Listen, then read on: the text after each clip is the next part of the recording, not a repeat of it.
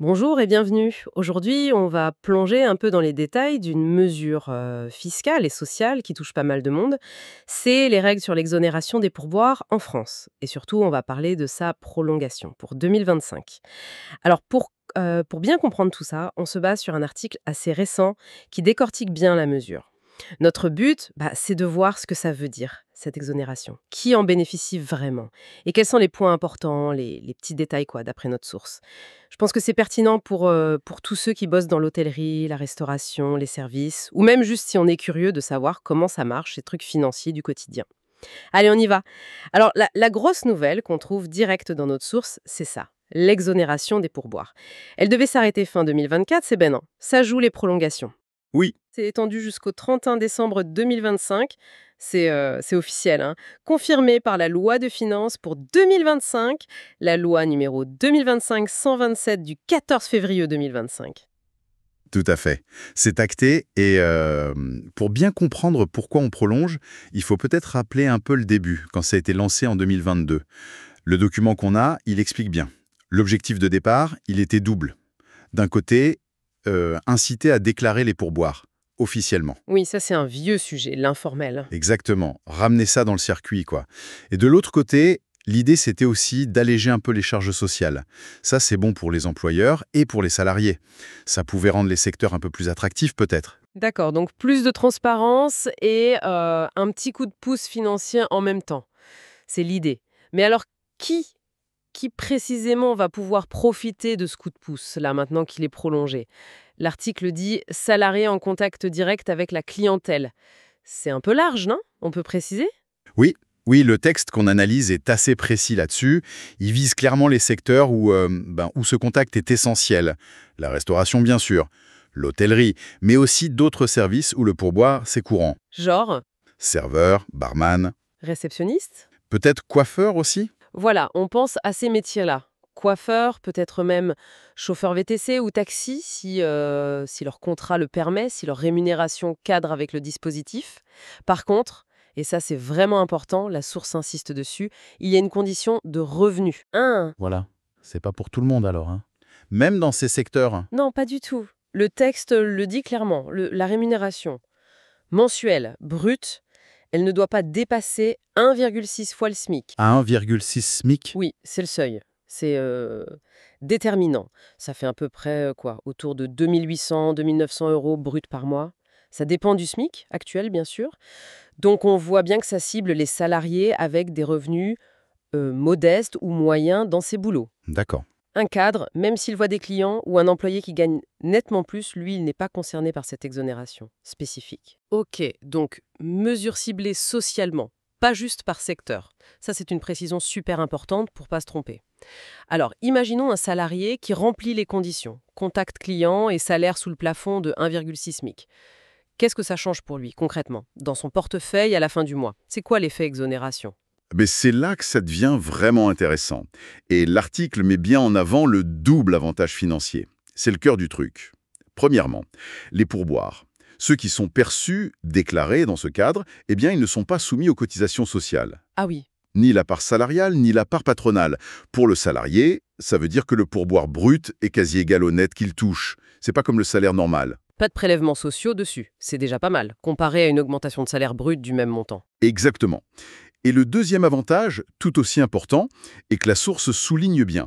Ces mêmes pourboires sont aussi exemptés d'impôt sur le revenu. Ah, carrément. Oui, donc un serveur, par exemple, il reçoit 100 € de pourboire sur le mois, il les déclare bien comme il faut, ces 100 €, ils arrivent dans sa poche, sans que les cotisations sociales en prennent une partie et sans que l'impôt sur le revenu en prenne une autre. D'accord. C'est présenté comme un gain net, qui peut être vraiment appréciable, surtout pour des gens qui sont payés au SMIC ou un peu au-dessus. Pas de charge, pas d'impôt, c'est hyper clair. Et oui, ça peut faire un sacré complément de revenus totalement net, quoi. On comprend mieux l'intérêt. Mais bon, comme souvent avec ces mesures fiscales, on se demande s'il n'y a pas un loup quelque part, des petits caractères, des effets secondaires moins évidents. Est-ce que la source en parle? Bonne question. Et oui, l'article soulève une nuance. Technique, certes, mais elle a son importance. C'est un point où il faut faire attention. La source dit bien Même si ces pourboires sont exonérés de cotisations et d'impôts, leur montant doit quand même être pris en compte pour calculer autre chose. C'est le fameux revenu fiscal de référence, le RFR. Ah, le RFR. Celui-là, le chiffre qu'on voit partout pour les aides sociales, les tarifs de cantine, de crèche et certaines taxes. Attendez, faut bien expliquer là. Donc, le pourboire, on ne paye pas d'impôt dessus directement. Mais il vient quand même s'ajouter à ce revenu de référence. Comment c'est possible ça? C'est exactement ça. Et c'est là la subtilité administrative. Le mécanisme, en gros, c'est le pourboire lui-même, il échappe à l'impôt. Il n'augmente pas la base sur laquelle on calcule l'impôt. Ok, Par contre, pour calculer le RFR, l'administration fiscale, elle réintègre certains revenus qui sont normalement exonérés. Et notre source nous dit que c'est le cas pour ces pourboires. Concrètement, ça veut dire quoi? Le montant net des pourboires que vous avez touchés, il vient s'ajouter à votre revenu net imposable pour calculer ce fameux RFR. d'accord. Je crois que je vois. Donc, l'avantage fiscal direct sur le pourboire, il est bien réel, mais il y a un effet indirect via le RFR. Et ça pourrait avoir quelles conséquences, ça, pour un salarié concrètement? Alors là, les conséquences, elles peuvent être diverses. C'est ça qui est un peu complexe. Un RFR plus élevé, ça peut potentiellement faire perdre certaines aides sociales. Ah oui? Oui, celles qui dépendent des ressources sûres. Les APL, par exemple. La prime d'activité, peut-être, sur le long terme, si le RFR entre dans certains calculs. Ça dépend. Ça peut aussi faire passer le foyer dans une tranche supérieure pour certaines taxes locales. Bon, la taxe d'habitation sur les résidences secondaires, si on en a une, ou alors ça peut augmenter le coût de certains services publics, cantines, crèches, dont les tarifs sont calculés selon le RFR. C'est fou ça, hein. Et un peu contre-intuitif quand même. On reçoit un revenu net d'impôt, mais il peut nous coûter de l'argent ailleurs indirectement. C'est le genre de truc qu'on découvre après coup, souvent. La source a bien fait de le signaler. Donc, avantage certain, oui, mais avec un astérisque administratif, quoi. Faut le savoir. C'est une très bonne façon de le dire, oui. Avantage immédiat, visible, sur la fiche de paie ou dans la main. Mais une incidence possible, plus tard, moins visible, via le RFR. C'est vraiment crucial que les salariés concernés aient ça en tête, pour bien évaluer l'impact global sur leur situation perso. Et tout ça, ça nous amène à la question de la durée. L'article est très clair, la prolongation, c'est juste jusqu'au 31 décembre 2025. C'est seulement un an de plus. Qu'est-ce que ça veut dire pour la suite? C'est fini après? La mesure va disparaître? Le texte qu'on a lu insiste là-dessus. C'est temporaire. Un an de plus, et c'est tout ce qui est décidé pour l'instant. Pour ce qui est de l'après 2025, c'est présenté comme totalement incertain. La source suggère, logiquement d'ailleurs, que la décision de continuer, ou de modifier, ou d'arrêter, ça dépendra d'une évaluation. Il faudra voir les effets que ça a eu. Une évaluation. Sur quels critères, d'après la source, ils en disent plus? L'article ne donne pas les indicateurs précis, mais on peut deviner un peu en repensant aux objectifs du début. Est-ce que, oui ou non, la mesure a vraiment fait augmenter les déclarations de pourboire, de manière significative? Mhm. Est-ce que ça a aidé à rendre les métiers plus attractifs? On sait que ces secteurs ont du mal à recruter parfois. Oui. Quel a été le coût pour l'État? Parce que les exonérations sociales et fiscales, ça a un coût budgétaire. Est-ce que ce coût, il est jugé raisonnable par rapport aux bénéfices qu'on a vus en termes d'emploi, de transparence, de pouvoir d'achat? Toutes ces questions, j'imagine, elles seront sur la table. La mesure, elle est donc présentée pas comme une règle établie, mais plutôt comme une expérimentation qu'on prolonge un peu. On est donc dans une situation où les salariés, les employeurs, ils ont un sursis d'un an. Mais zéro garantie pour 2026 et après, c'est un peu l'attente, quoi. C'est exactement ça. Il faudra voir. Et cette incertitude, attention, elle n'est pas neutre. Ah bon? Ben non, ça peut jouer sur les comportements. Par exemple, un employeur, il va peut-être hésiter à mettre en avant cet avantage pour recruter, s'il ne sait pas si ça existera encore dans 18 mois. Oui, logique. Et pareil pour un salarié, il sera peut-être moins motivé à tout déclarer systématiquement s'il se dit que la mesure est sur le point de disparaître. L'incertitude, ça peut freiner l'atteinte des objectifs à long terme, surtout celui de la transparence. C'est un très bon point, ça. L'efficacité d'une incitation, c'est souvent lié à sa prévisibilité, à sa stabilité. Bon, je crois qu'on a fait un bon tour de ce que la source nous apprend sur cette prolongation. Si on devait résumer les points vraiment clés à retenir... Oui, volontiers.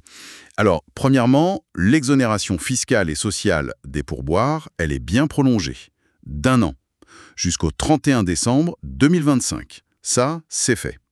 Deuxièmement, elle reste ciblée.